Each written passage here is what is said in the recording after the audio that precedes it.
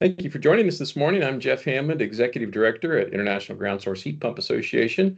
Welcome to the IGSHPA Town Hall for May 2025. Before we get started with our speaker, I do have just a few IGSHPA updates that we'll go through, and then we'll turn it over to our speaker, Patrick Marion from Mattamy Homes. This webinar is sponsored by Mission Geo, which we certainly appreciate, and sponsorships are still available for other town halls and deepers. So the latest IGSHPA news, first off, as I mentioned, we do have town hall webinars and dig deeper webinars coming up through the rest of this year. We have speaker availability. If you'd like to speak at one of these town halls, which are more broader topics, or dig deepers, which are more technical, just go to IGSHPA.org and click on the training and events. Same thing, if you'd like to sponsor one of these webinars, just let us know. Your name is out there for perpetuity since these are recorded, so your logo shows up for quite some time. One announcement is our 2026 annual conference. It will be April 14th to the 16th next year near St. Louis, and it's at the Ameristar Casino in St. Charles, Missouri, only about 8 minutes from the airport. So we're excited about that, and hopefully you'll join us for the annual conference. We also have our next research conference as part of the IEA conference in Vienna, Austria. Our research track is every 2 years. Our annual conference, of course, is annual, but this research track has a lot of technical papers on research in the ground source heat pump industry. It's a worldwide conference. We have speakers from all over, so it's really an exciting conference. Our Geo Outlook magazine, the next issue is July. Right now we're publishing in January and July.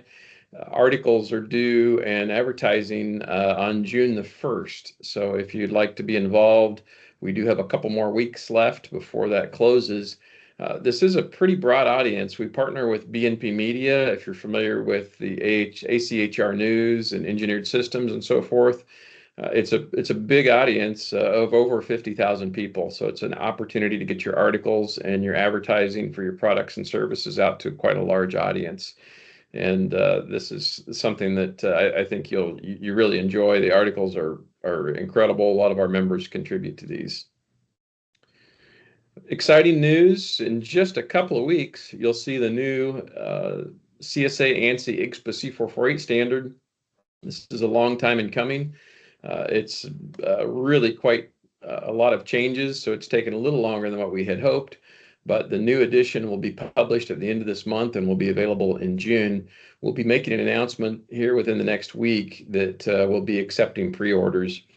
IGSHPA members get a substantial discount on this standard. You can purchase it directly from CSA or from ANSI, but if you're an IGSHPA member, you'll get the discount on a licensed PDF.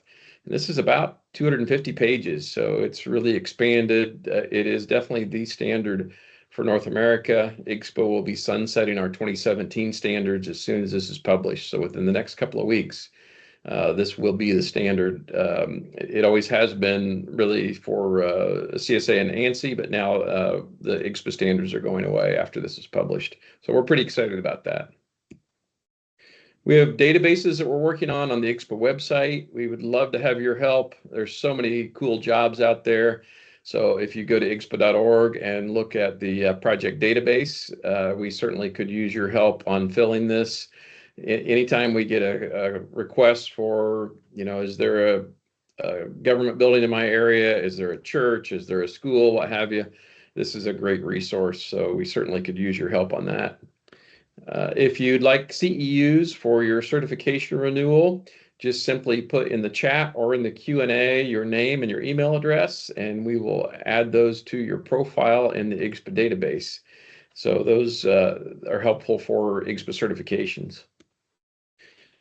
If you happen to be watching this as a recording, you can still get CEUs. You just need to include this code right here.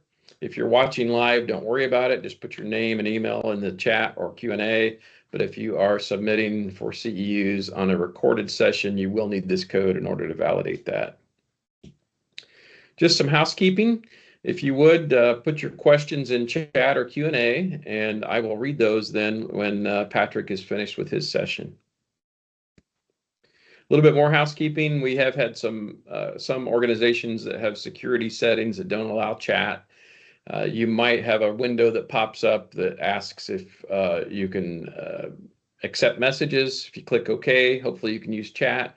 If you can't use chat, we do have Q&A enabled. And if you can't use Q&A, just raise your hand. I'll unmute you and you can speak your question. But we've had pretty good success between chat and Q&A recently, so I think we're fine shape there. And at this point, I'd like to introduce our speaker. Patrick, feel free to share your screen whenever you like. We're thrilled to have Patrick Marion, who is Senior Procurement and Sustainability Manager at Mattamy Homes Canada, where he leads geothermal integration in the low-rise division. He's helped deliver 7 geothermal communities with nearly 1,000 homes completed.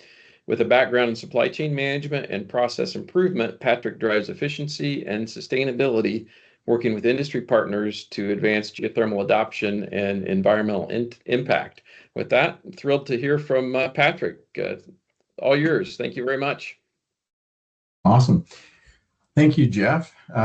So today's presentation is grounded in value, making low-rise geothermal work for builders and buyers. And my hope for today is to be able to provide a bit more insight as to how developers or builders think about, or what is their decision-making criteria, and then especially around geothermal and how that actually fits into choosing to incorporate geothermal into different communities. So over the course of the presentation, we'll go into a bit about who Mattamy Homes is. Many of you may not have heard of us.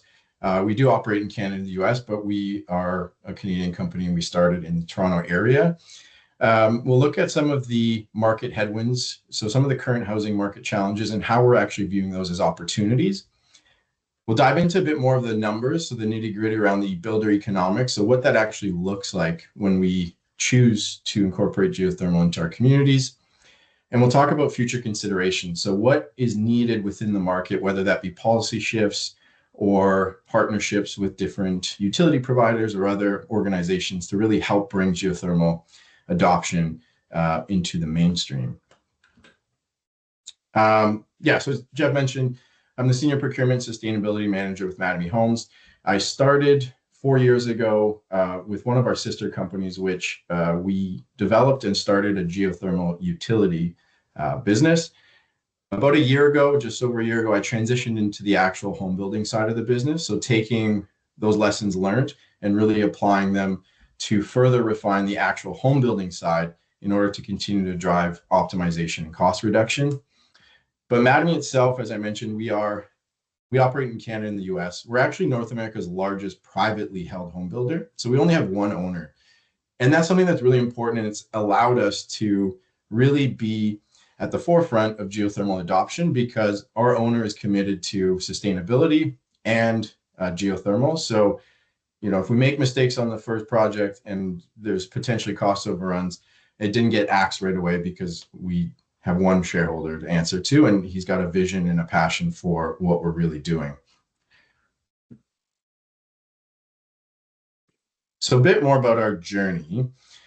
But before we dive into that, it's really looking at sort of the guide to success, or how we evaluate and think about any decisions that we make in the home building environment. And it comes down to 3 things. One is constructability, the second is desirability, and the third is affordability. So what we mean by that is, in constructability, homes should be designed for efficient, large-scale construction. So we need standardized processes that help reduce costs, reduce delays, and ease or reduce complexity as well. Desirability is really, we need to create homes that are attractive to buyers. They're functional, they're efficient, but it really meets buyer expectations. So they need to have a balance of design as well as long-term satisfaction in terms of that livability aspect of it. And affordability, the last one being very top of mind right now, given the current economic conditions and sort of the stalling of home sales that we've seen. We need to make sure the product that we're offering is as affordable and financially attainable as possible, which can be a challenge. We can build the greenest home possible, but if it's not affordable, no one's going to buy it. Nobody wins when it's that. So When we went down the geothermal journey, if you go into a boardroom with executives and you say, we're thinking of doing geothermal, a lot of flags rise up on these three things. They're, well, it's a different construction process. Is it really that feasible to build at scale? Homeowners aren't really knocking down the sales center door demanding geothermal. But as we went through it, we realized homeowners actually want things that geothermal delivers. They just don't know it yet. So they're not able to kind of link the two together. But they want a better built home, a more comfortable home, a more energy efficient home. So through showing them the benefits of geothermal, they quickly realized that geothermal checks a lot of the boxes in terms of what they actually want from their new home. And affordability, that's always something that we're continuously trying to drive down in our construction phase through construction efficiencies, making sure we're trying to get it as cost neutral as possible to other building alternatives, and partnering with different providers as well on the drilling side, like Diverso Energy. We've partnered with them and we're looking to continue that partnership. Is they help us further improve and reduce costs on the drilling side, which makes it even more affordable. So why at Mattamy has it been different in terms of why have we been somewhat successful at adopting this is we've made sustainability one of our core values. And I think the difference there is you say core values and a lot of times you'll roll your eyes and it's something that gets printed on a poster and posted on the wall and never really put into action. But with us, our leadership team and our owner decided to actually make sustainability and create KPIs that everybody gets bonused on. So we actually are incentivized to find effective solution at decarbonization. And it comes down to these three pillars of building energy efficient and low carbon homes, making communities as livable and comfortable as possible, and also being good stewards of the environment through responsible management. So quickly, a bit about our geothermal journey I mentioned started 4 years ago, where we began construction on our first low-rise geothermal community. The following year, we actually built our first all-electric geothermal community, and those are the types of communities that we've built since. So we've eliminated natural gas altogether from the homes, which really helps on the decarbonization front of these communities, because our electricity grid here in Ontario is one of the cleanest in North America. So we really benefit from electrification. We've also expanded into our mid-rise offering, where in 2023, we completed the construction on our first geothermal condo building. And geothermal on the mid-rise side has become basically our standard package. And we essentially have to prove that financially it won't work for us to not include it in our mid-rise package. And then this upcoming calendar year, we're actually set to close on our 1,000th low-rise home. So throughout 4 years, there's been a lot of lessons learned, a lot of trial and error. And we've gotten to a point now where we're pretty confident in the package we're able to deliver is on time and relatively cost effective. So a bit of our journey as well on the design of our systems is the first system we did on the low-rise side was a district system. And through different iterations, we now build individual borehole per home communities. And there's a few reasons for that, but mostly when we think back to the constructability and the affordability piece, we now know that individual borehole per home systems, so one hole per house under the foundation of the home, is repeatable. It streamlines our construction process, which helps keep costs down, and the individual borehole versus a district system as well, make sure that we're able to make it as affordable as possible for our homeowners and keep our costs down as well.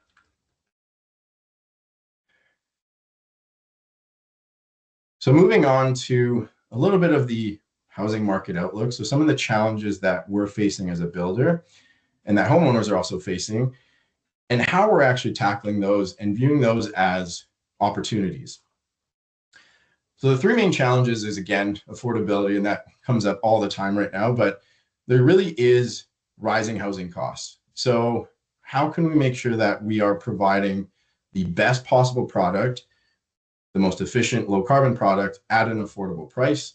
And we believe geothermal is a big key and a huge solution to that problem.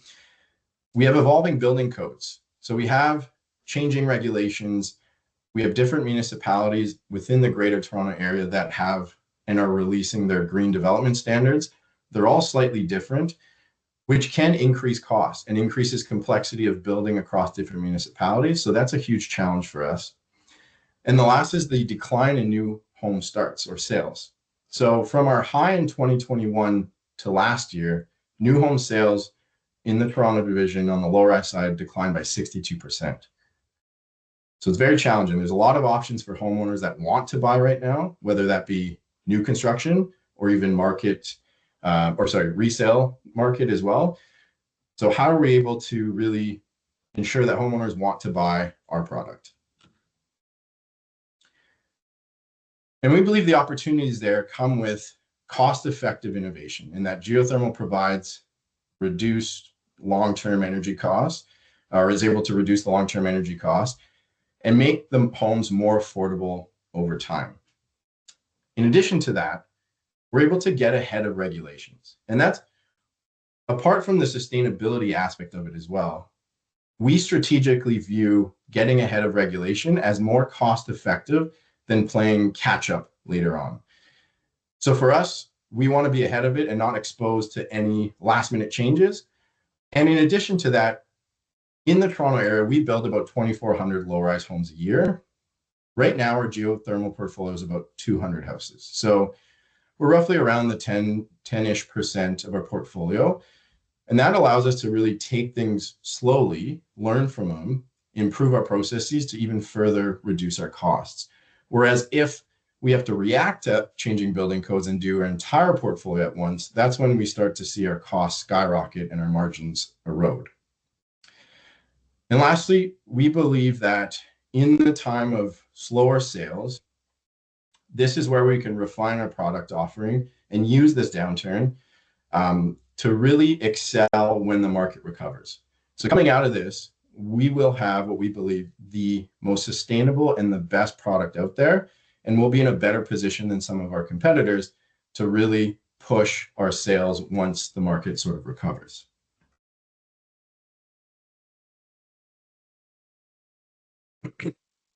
So that's a bit of why we do it, but how do we actually, what's the execution of that look like? And it comes down to, a lot of you know, being able to sell the soft benefits of it. It's not always dollars and cents, but really at a community level, when a homeowner walks into our sales center, what can we inform them and educate them on of the benefits of the system that they'll actually see? So as I mentioned, because these are all electric communities, there's a huge health and safety factor when choosing to buy one of these homes. Because we don't have any natural gas, there's no combustion appliances or mechanical equipment, so we have a reduction in carbon monoxide poisoning risk. The next one is, and probably one that is maybe we didn't think too much about it going into it, but as we've built more and more communities and we go back and we do a lot of surveys with our homeowners, the quiet and the space saving aspect of the system versus either an air source heat pump condenser or an air conditioner is big.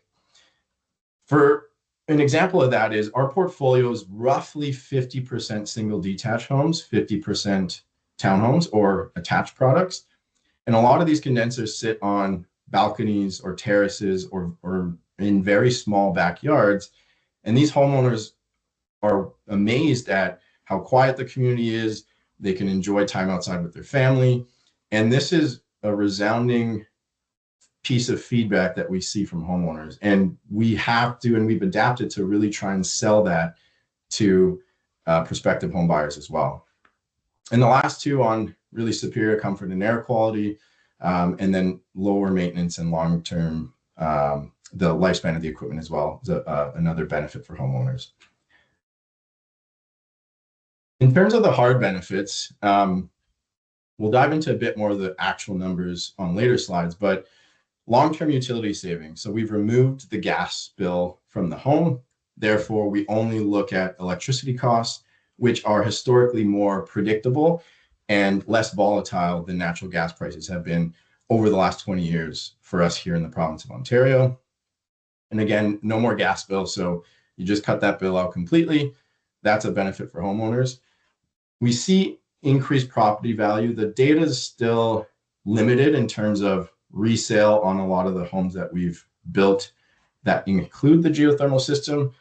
But we know that we've created these future-proof homes that are built 10, 15 years ahead of code. So there's value that should be created there in the market. And we're also attracting different buyers, more eco-conscious buyers, which that subset of buyers is growing each and every year. And the last one is in terms of future-proofing your home. Now that this is an all-electric home, it pairs incredibly well with solar panels.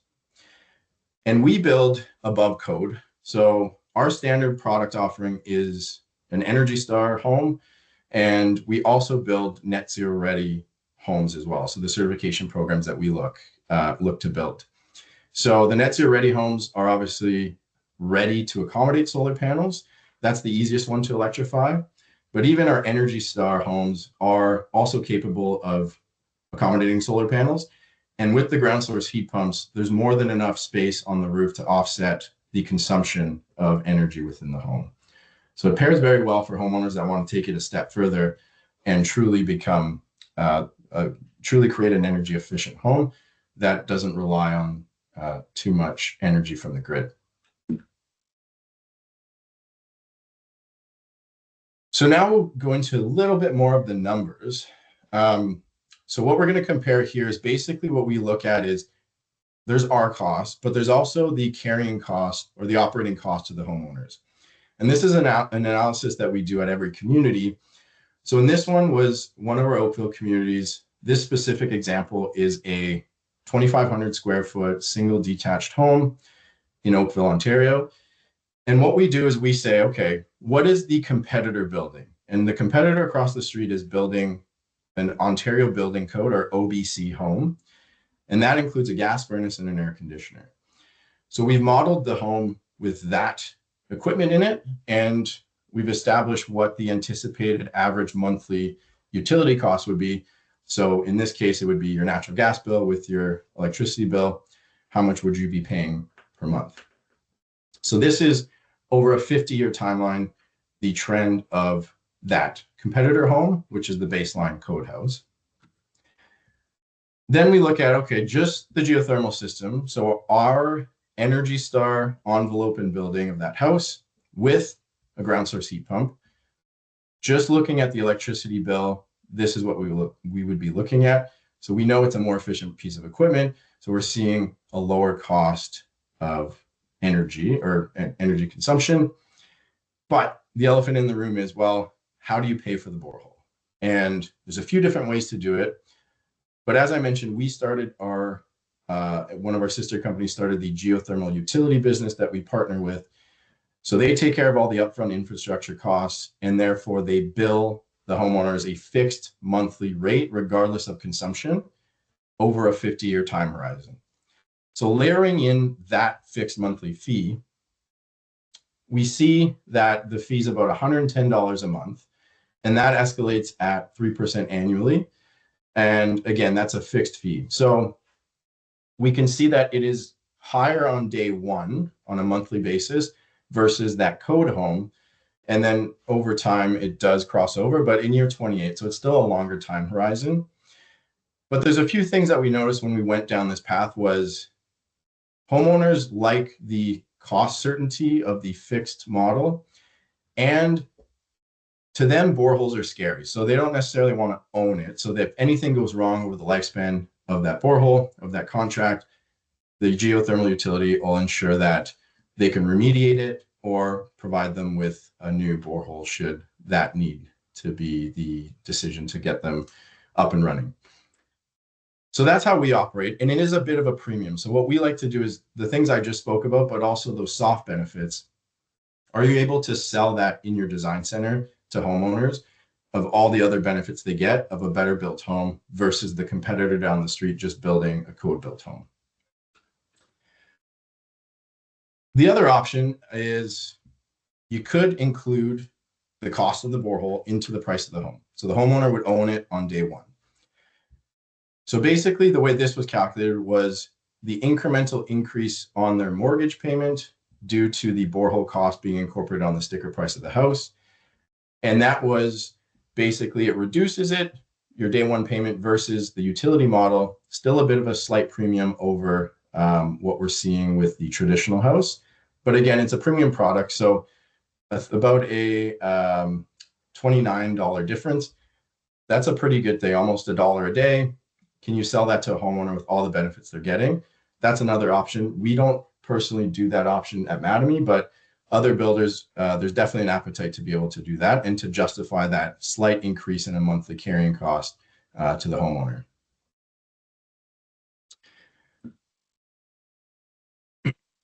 So taking a bit of a step back from the homeowner numbers is, why do we do it as a builder? Or why would any builder choose to take on a geothermal project? And the reality of it is there's a sustainability aspect, one of the reasons we got into it in the first place, but there are other angles to sort of pitch or to talk to developers about that they may not even realize is a benefit to them. So one, the sustainability piece is geothermal is by far the most affordable carbon reduction strategy at scale. Part of my job as sustainability manager is to look at all kinds of products that are either meant to reduce the operational carbon of the home or the embodied carbon of the home. And we found time and time again that geothermal is the most cost-efficient dollar per ton investment you can make in large-scale carbon reduction. It delivers immediate and long-term emission reduction. So if you're serious about decarbonization, or if a builder is, this is by far the best solution. We're future-proofing the development. So again, coming back to exceeding the building code. We're staying ahead of any carbon pricing or regulatory changes. Geothermal is 10, 15 years ahead of where we're at now with our code. So that's a big one as well. It's a safety blanket, so to speak, of being able to figure it out and incorporate it into your business and staying ahead of any changes. We're boosting market value and buyer demand. So there's a lot of brand value associated with being a green builder. There's a lot of value there. People, regardless if the community you're selling may not be geothermal, but they know that you're way ahead of the curve on different communities, that you're doing the right thing. You are a stand-up builder. There's a lot of brand value that can be created through the incorporation of new technologies such as geothermal into our homes. And the last piece is something that going into it, we didn't even know would have been a possibility or would have even been on our radar, is we do all this without any government grants or rebates. But throughout the communities that we've built, what we've seen is there's a potential for private lenders, or our private lenders, to offer financial incentives to decarbonize our portfolio. So the reality is that as a home builder, we are viewed as high carbon emitters throughout our process of building homes. We are then therefore viewed as a riskier asset because we are susceptible to changing legislation, changing codes, and having to play catch up can lead to margin erosion, which lenders obviously don't like. So by getting ahead of changes to code or legislation and decarbonizing our total portfolio, there's an opportunity to unlock cheaper financing from your lenders. So at a macro level, there's actually financial incentive out there. You just need to be able to go find it with the right partners.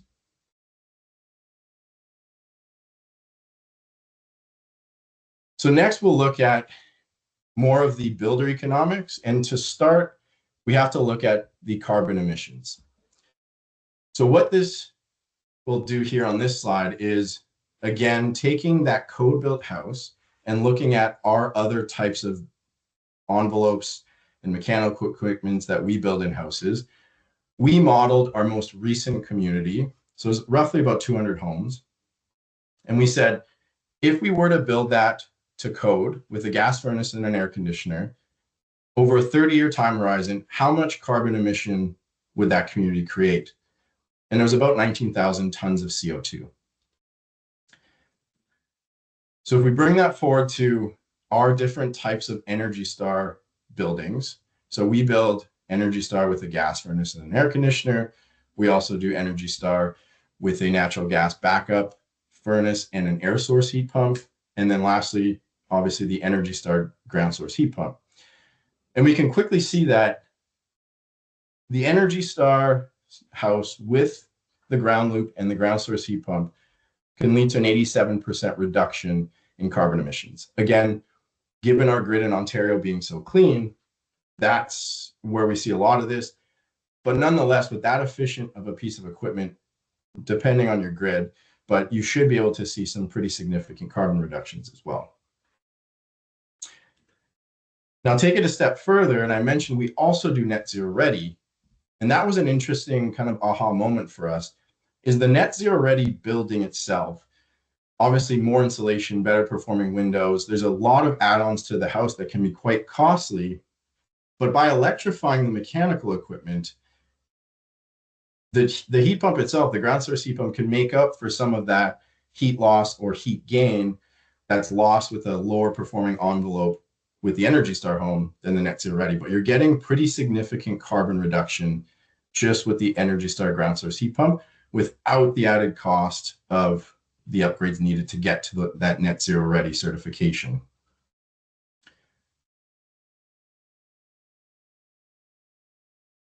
So now, what does it cost? So what we were able to do is look at our base house costs.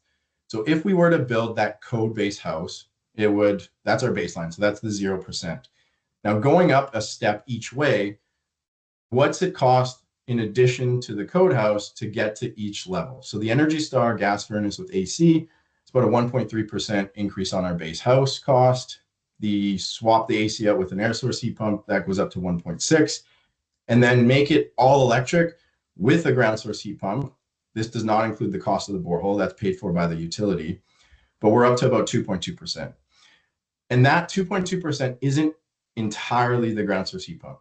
As we electrify the whole home, we electrify the domestic hot water heater, we electrify fireplaces, there's other upgrades to the house that are required beyond just the geosystem.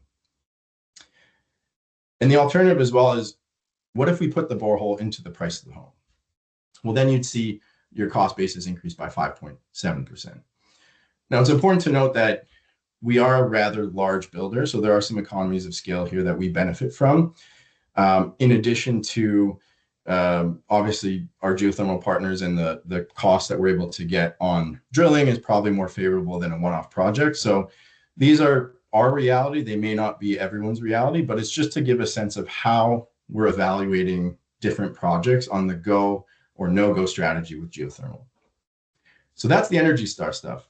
I mentioned the net zero ready and how costly that increases to get to those different upgrades. You can see that that net zero ready envelope and all the upgrades that may not actually lead to more efficiency that are required to get the certification can be quite costly. So we'll layer in the carbon reduction again into that table. So you can quickly see that the best bang for your buck in terms of carbon reduction at a very affordable or modest cost increase is the Energy Star ground source heat pump.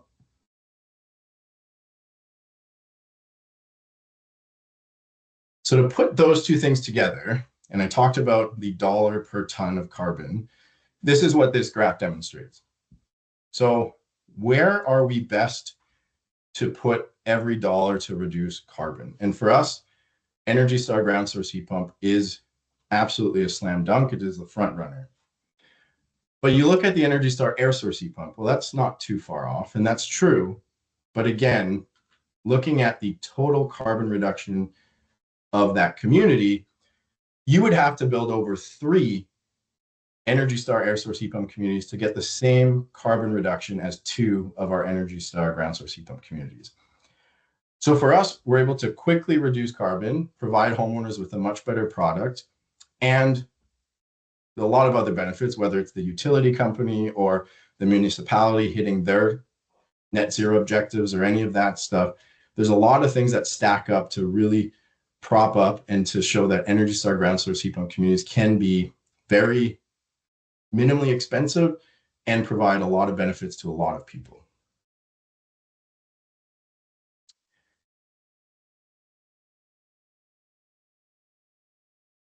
So we'll shift gears now that I may have bored you with a lot of numbers, but the next piece has been really important for us is it's a little bit of the playbook. So we'll go into sort of navigating the practical challenges of the implementation at scale when we're looking at geothermal.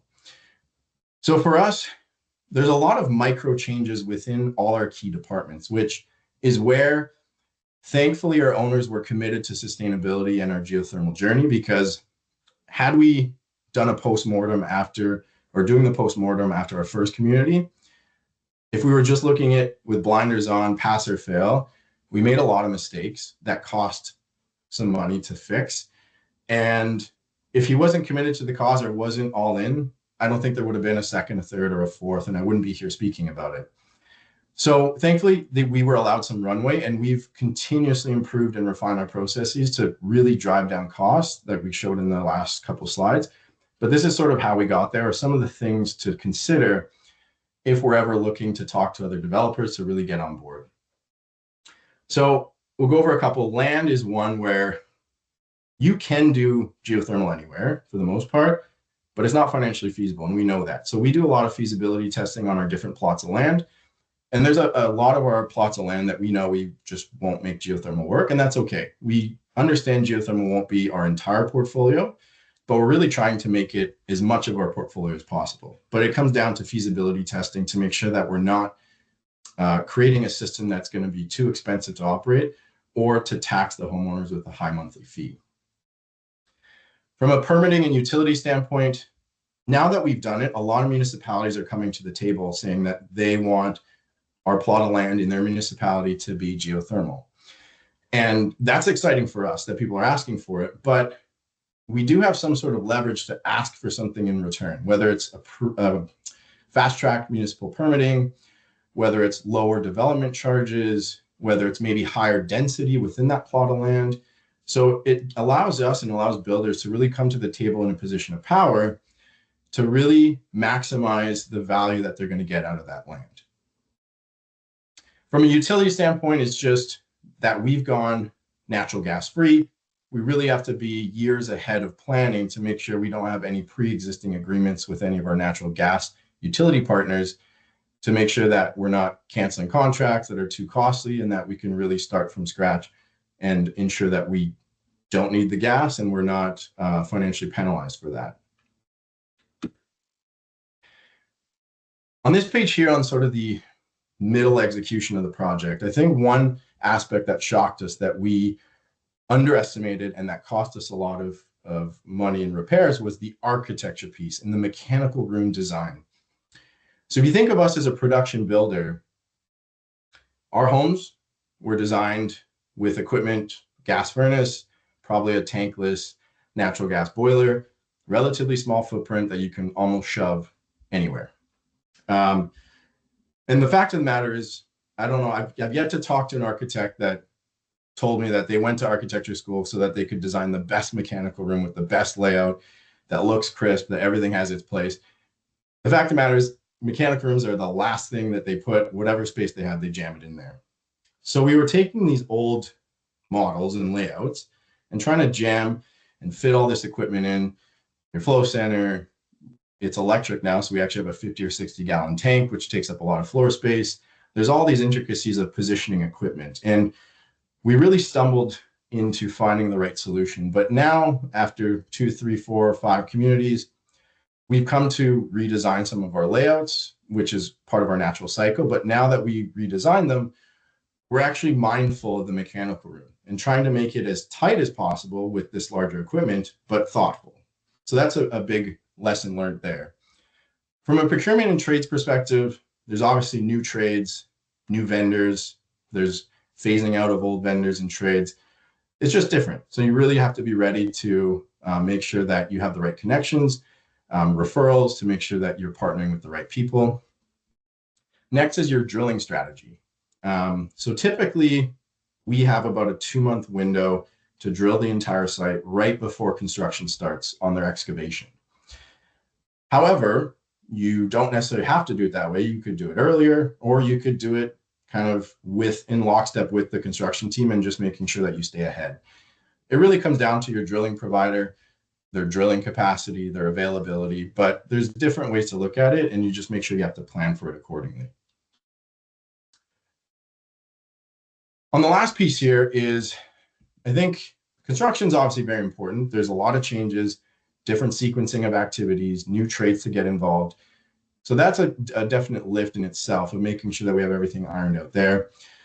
But I think what can't be understated enough is the homeowner or front-facing aspect of this system in your communities, whether that's at the sales center, making sure you have the right collateral, information, educational material, your sales staff is trained and understands it, versus on the back end as well, when your homeowners move in, they need to know what to expect. There are differences, and we all know what those differences are, whether it's thermostat setbacks or making sure the filters changed, or all these different things that we need to make sure we coach and inform homeowners so that the system doesn't lock out. And even though it's their fault, they say, oh, it's never working. We need that good word of mouth, because we really only have one shot to make a good impression with these homeowners and for them to talk to their friends, families, coworkers about their new house and how they really enjoy the geothermal system.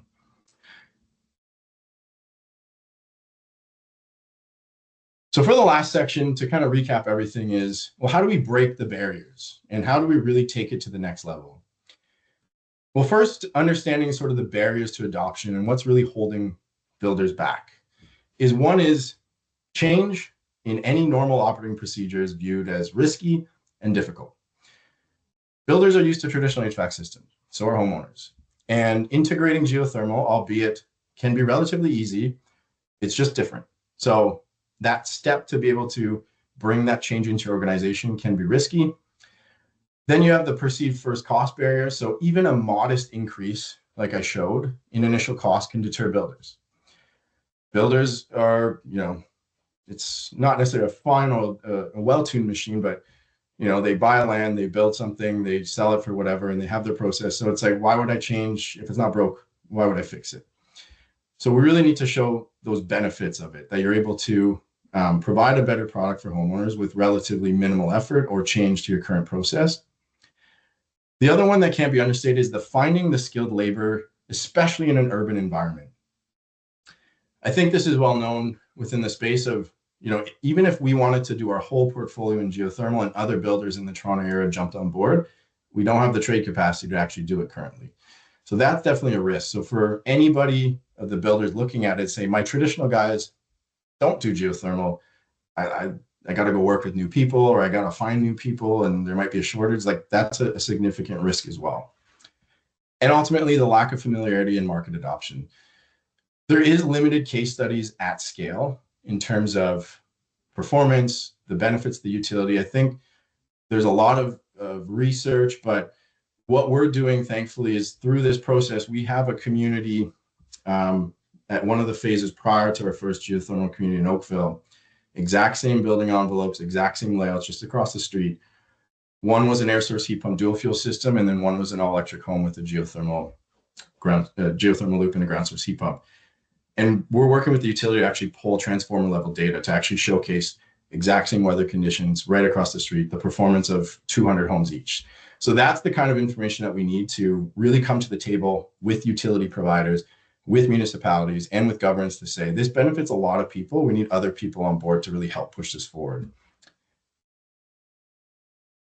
So the solutions to that. So I mentioned working with the utility partner, but we need to incentivize new construction. There's a lot of focus on retrofit, decarbonization, but we need to get it right at new construction right now, and it'll save a lot of money down the road. We have evolving building codes. So I talked about the Energy Star program. And for those not familiar with it, it's a prescriptive path in that we have to pick different upgrades within the home, and you get certain points allocated towards it, and you have to hit a minimum threshold at the end to qualify for the program. So for example, the tankless boiler for the domestic hot water will get a certain amount of points. We have to switch to an all-electric tank. We don't get any points. The gas furnace gets 0 points. The ground source heat pump gets 0 points. That's insane. So that needs to come up. And it's not the program's fault. It's they never thought that geothermal would be coming at scale to the program, but they need to catch up so that we get allocated points for doing that, for putting the most efficient mechanical system in there. because in lieu of getting 0 points, we have to do other upgrades that cost more money. So we have to put in a couple drain water heat recovery stacks, or we have to do an upgraded insulation package. There's all these different things that just add costs when we know this home's as like significantly more efficient than the other home that's being built. So that needs to change. We need to bridge the knowledge gap in geothermal adoption. So builder training and education. And part of the reason that we do a lot of outreach, or we are open to discussion with other builders or other trades, is the fact that we believe, because we're such a large player in the Canadian market, we have to pull other people along and show them that we can do it. So we have a duty to do that. But also selfishly, we're the only ones selling it right now for the most part. And that's not a good position to be in, of the only one on the street corner selling geothermal. There's not enough knowledge within the consumer base that's buying it they're kind of wondering like, what's the catch or what's this? So we know it's the right way to move forward as an industry, and we need other developers on board as well. And last is, how do you actually do it? Well, you need dedicated change managers and industry partnerships. So we need collaboration between drillers, installers, manufacturers, utility providers. That's all great, but the changes that I talked about internally for the developer or the builder, they need help with that. They need a white glove service to come in and be able to say, hey, these are the things you need to watch out for with your land team, with your architecture team, with your construction team. Here's some like generic collateral for your sales and marketing team to kind of speak to help train your sales staff. That package needs to be created to get a builder on board, because building that internal resource is challenging. Like, we managed to do it. It was expensive. We had to make a lot of errors along the way. Other builders won't allow that type of runway in order for it to be successful. They may try it once, and if it fails, that'll end up being the only time they'll try it. So you got to get it right the first time, and we need industry collaboration and that white glove treatment for these homeowners, or for the builders, sorry.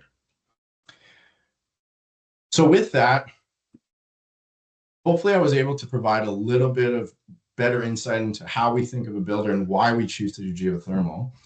But I'd love to open the floor, and I'm sure there's probably some questions throughout, so let's kick it off with that. Great, thank you, Patrick. What a excellent presentation. We just need to spread the word. It sounds like you guys have an excellent formula. So we already have some good questions here. We'll start out with Boyd's question. He says, the true beneficiary of your program is the utility. Are you having any luck getting the utility to recognize the compounded long-term revenues and wholesale power cost reductions?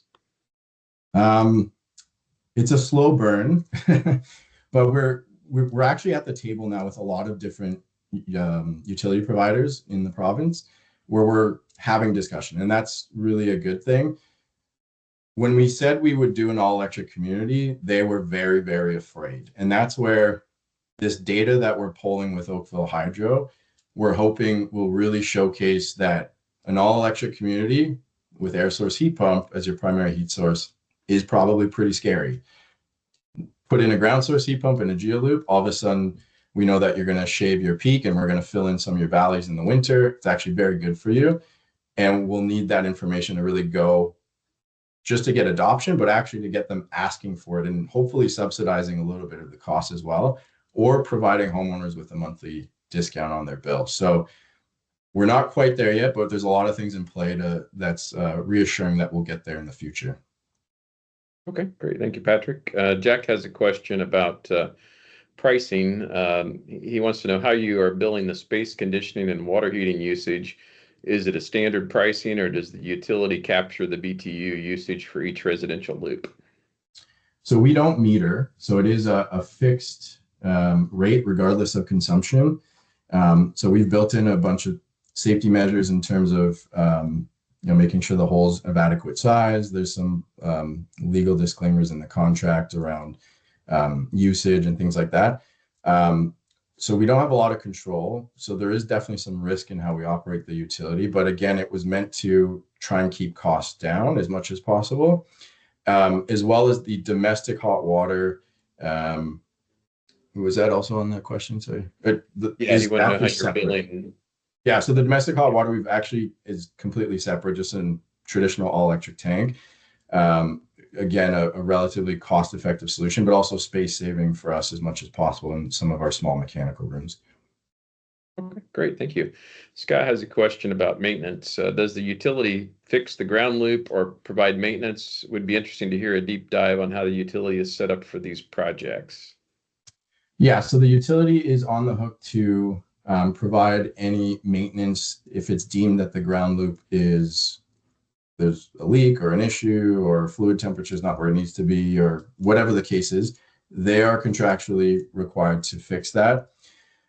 Part of our fee is for some peace of mind for homeowners. They pay an extra $13 a month for the first 3 years, which comes with a mechanical annual maintenance on their equipment. And that's two reasons. One, it allows us to get into the house, educate the homeowner, have discussions about how things are going, make sure their equipment's running properly, and test temperatures and see how things are going.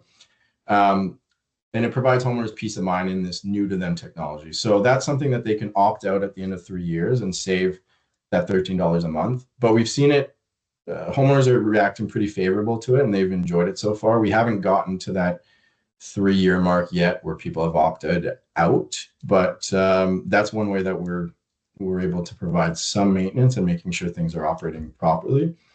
But anything broken on the loop side, the utility fix. Mechanical side, if it's outside of that maintenance program, then the homeowner owns the equipment, so they're responsible to ensure that that gets corrected. Okay, very good. Scott has a follow-up question. Have the utilities you're working with provided numbers for what it would cost to increase grid capacity for air source heat pumps versus ground source heat pumps per ton? They haven't. So they're doing a lot of research on that. So part of that study and the data that we're polling is actually through a third-party not-for-profit that's getting government funding on doing an analysis of comparing the two. So that's definitely in play, and we're hoping to really showcase that cost per for the energy or the servicing required to get to any of those two communities. And obviously, we're hoping that that delta can either be applied towards a credit or towards incentives for builders to really go with geothermal versus just throwing in an air source heat pump. Okay. Well, there is a report too, a couple reports.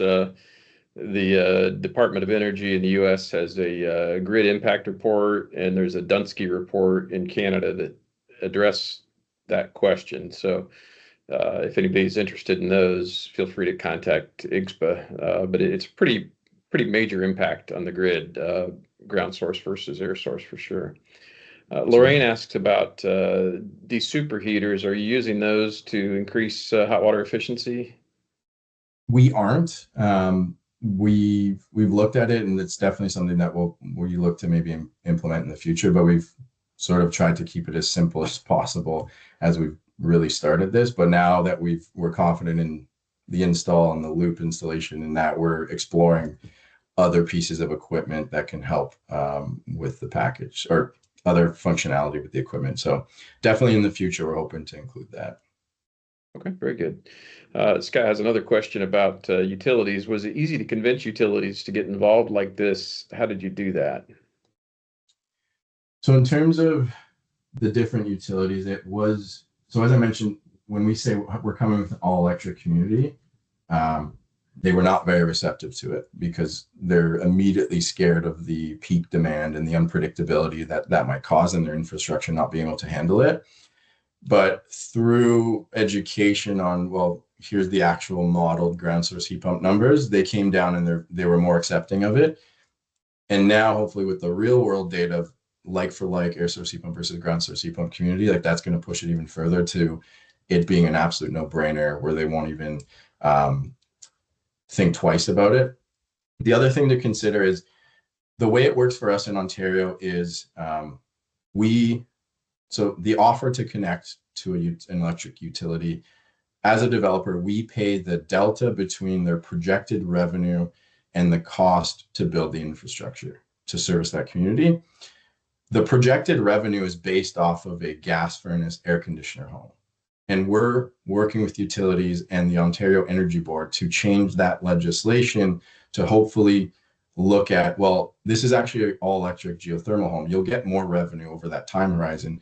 Therefore, we should actually have to pay less on the infrastructure side, which will only further help the economics from a builder's point of view. But that's a little bit of a slower transition. But nonetheless, we're working with the utilities to hopefully get that actioned. Well, that's great. I think this next question is related to that. Gerald asks, how do you interface with the utility companies with you having a ground source heat pump and total electric home? Utility companies providing a lower rate for winter and or summer, having a total electric home. Are there any rate incentives, I guess is what he's asking? Not currently. Within the province, you can sign up for the ultra low overnight rate package, or there's different tiered packages you can go with. And through our energy models, we actually recommend homeowners do sign up for the ultra low overnight rate package, especially if you have an EV, you're charging at night. I think it's like 2 cents a kilowatt hour. So like obviously in the winter, the coldest times at night, you're going to be heating your house. Like it pairs very well to further reduce your cost to consume. But I do think down the line, like there should be other programs that could really be tailored towards an all-electric home with the ground source heat pump. But that's maybe wishful thinking for the next few years, and maybe my pipe dream for 5 to 10 years from now. Hope to see that for sure. Jack just has a comment. He says, Patrick, this has been one of the best presentations on builder process that I've ever seen. Congratulations. And Gerald has a similar comment. We have about a minute left. I do have a question for you about Mattamy Homes owning the ground heat exchangers.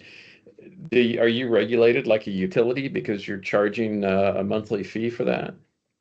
We are not regulated. So currently that's not regulated, which has made it had its benefits for us to roll this out. Don't know what the future holds, but right now we're not. And a lot of it too, with us owning it, is we're using geothermal as a way to sell homes and differentiate and provide a better product. So on the utility side, we're pretty lean. So I think we're really trying to make it as cost effective as possible, which helps and goes a long way with maybe, proving that we're trying to do the right thing and not just squeeze every penny out of homeowners, so to speak. Great.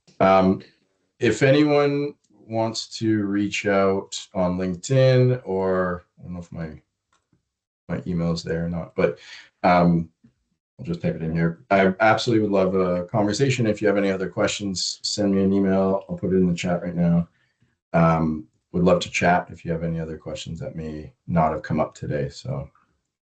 Okay, great. Thank you so much, Patrick. This was an excellent presentation. It will be recorded. It should be on the IGSHPA website in the next couple of days, and certainly appreciate it. It's great to see what you're doing. Any last minute comments before we dismiss?